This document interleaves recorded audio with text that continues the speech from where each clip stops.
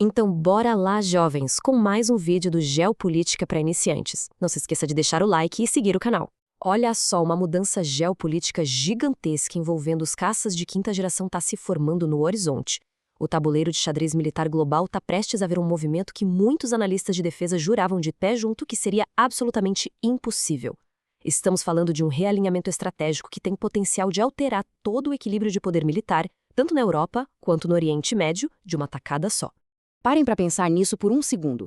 Será que a joia da coroa da aviação furtiva ocidental, uma aeronave que sugou bilhões e bilhões de dólares em pesquisa e desenvolvimento, pode realmente compartilhar o mesmo espaço aéreo e a mesma rede de dados com um sistema de radar avançado projetado especificamente para derrubá-la? Esse é o grande dilema tecnológico e diplomático de hoje. É um choque frontal de sistemas críticos que tem deixado as relações entre as potências globais num estado de pura tensão nos últimos anos. A nossa análise hoje vai passar rapidinho por 5 pontos para desatar esse nó. A nova oferta americana, a origem do impasse, o duelo F-35 contra S-400, o preço da exclusão e, fechando a conta, o futuro da aliança.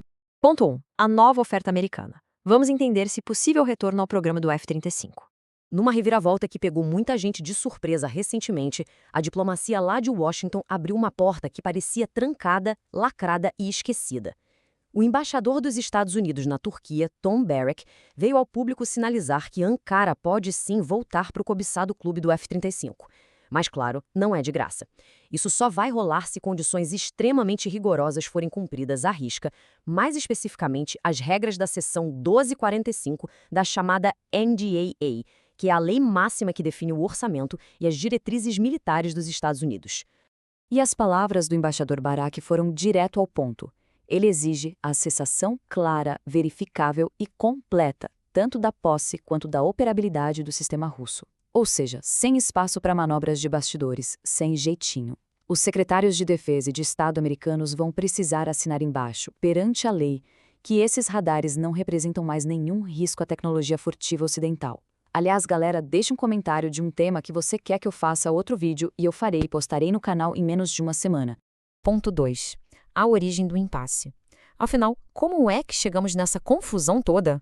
Voltando um pouquinho no tempo, essa linha revela como a crise escalou rápido. Lá em 2017, a Turquia estava buscando mais independência estratégica e decidiu assinar a compra do sistema antiaéreo russo S-400. Por que eles fizeram isso? Bom, aconteceu logo depois que Ankara recusou os sistemas Patriot dos americanos, muito por conta de brigas sobre transferência de tecnologia. O caldo entornou de vez em julho de 2019. Quando as primeiras baterias do S-400 pousaram na base militar turca de Murted, a resposta de Washington foi um terremoto. A Turquia foi expulsa do programa F-35 no mesmo instante.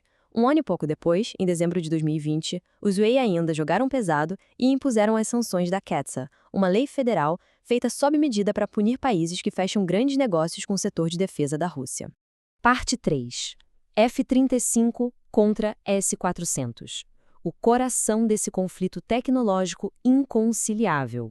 Imaginem um ringue. Esse contraste entre as duas máquinas é gritante e explica toda a dor de cabeça. De um lado, você tem o F-35, um caça desenhado para o padrão integrado da OTAN, que aposta tudo na furtividade e numa rede massiva de dados. Ele é praticamente um supercomputador invisível voando. Do outro lado, o S-400, um sistema gigante da inteligência russa focado em rastreamento avançado, feito exatamente para caçar, adivinha? Esse tipo específico de ameaça ocidental.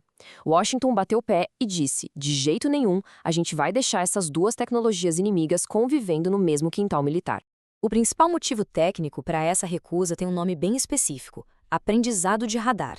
O Pentágono estava morrendo de medo de que, operando ali lado a lado todo santo dia no mesmo país, o S-400 usasse seus sensores ultrassensíveis para mapear a assinatura de radar do F-35. Com o tempo, mastigando todos esses dados, o sistema russo poderia literalmente aprender a desmascarar a invisibilidade do caça. E o risco não ficava só na Turquia, tá? Isso poderia comprometer toda a rede de defesa e os segredos táticos da OTAN. Para resumir de um jeito simples, era literalmente como convidar o espião do seu maior rival para morar dentro do seu cofre de segurança máxima. Não ia dar certo. 4. O preço da exclusão, o que a Turquia perdeu nessa jogada.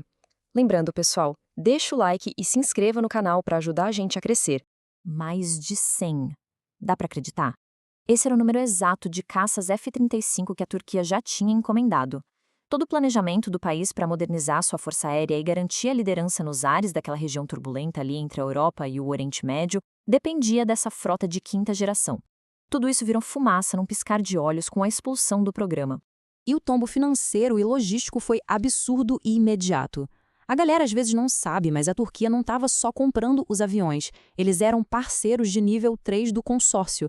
Sabe o que isso significa? Eles fabricavam mais de 900 componentes vitais da fuselagem, trem de pouso e motor do caça.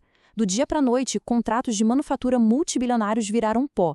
Os pilotos de elite turcos, que já estavam lá nos Estados Unidos treinando nas máquinas, tiveram as credenciais cortadas e foram mandados de volta para casa em 2019. Anos de planejamento e muito, mas muito dinheiro investido no setor aeroespacial pararam no tempo, tudo por causa daquela única compra dos radares russos. 5. O futuro da aliança. Os enormes ganhos estratégicos na mesa. Agora, olhando para frente, se os termos rigorosíssimos daquela lei americana forem mesmo cumpridos, os desdobramentos seriam fantásticos e divididos em 3 passos. Passo 1. Tirar da Rússia essa alavanca de influência que eles têm hoje sobre a Turquia, que é um membro enorme, fundamental da OTAN. Passo 2. Consertar a interoperabilidade militar da aliança, que ficou rachada desde 2019. E o passo 3. Dar um novo gás para a indústria de defesa americana e consolidar a Turquia novamente como aquele escudo de força no sudeste europeu.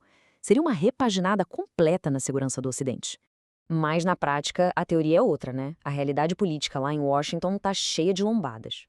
De um lado da tabela, a gente tem um governo tentando costurar uma solução diplomática cirúrgica e rápida, quem sabe para resolver tudo em poucos meses.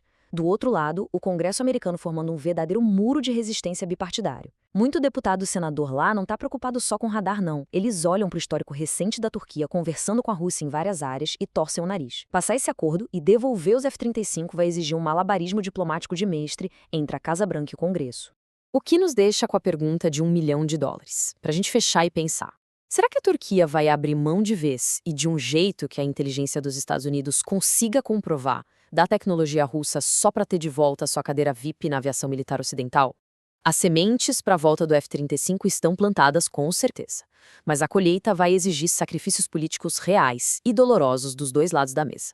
Por enquanto é isso, assista outro vídeo sobre o tema, não se esqueça de deixar o like e seguir o canal para não perder a próxima notícia sobre geopolítica mastigada de um jeito descomplicado para você. Falou, piazada!